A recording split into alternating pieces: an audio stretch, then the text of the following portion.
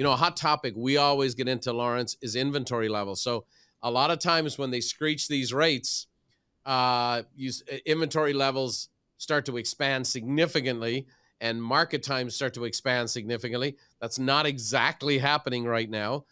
So let's talk a little bit about inventory levels and what you're forecasting for 2023.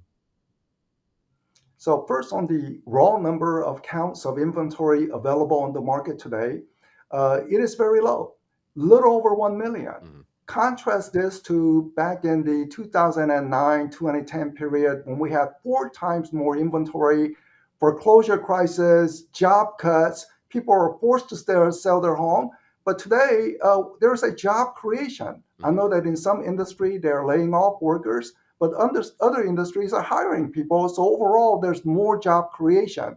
So much less of a forced sale of a home. Consequently, there's a limited inventory, and people who locked in at those 3% mortgage rates of the past few years, they're saying, oh, we love our mortgage rates. We don't want to give it up. Right. So even though they may need a larger size home or a better location, they're saying, oh, we love 3% mortgage rates. Yeah, and that's really the first dynamic we've had in this. I'm 36 years in the business, and I've never had a time when I've heard people say, I love my mortgage.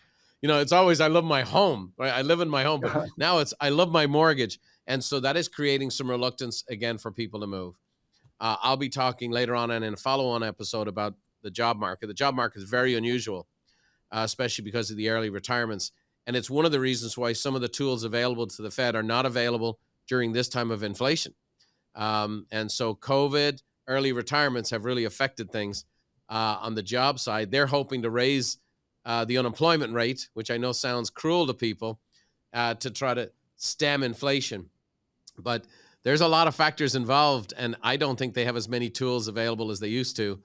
The other dynamic is like right here in California, I was looking at to develop a piece of land and build 14 units on it. And 50% of the cost is in the, if you will, the legislative process of building the property.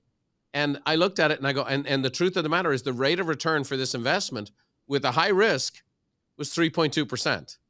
And I'm getting 4.3% in treasuries. And I know that doesn't solve the housing problem. And I didn't house 14 families.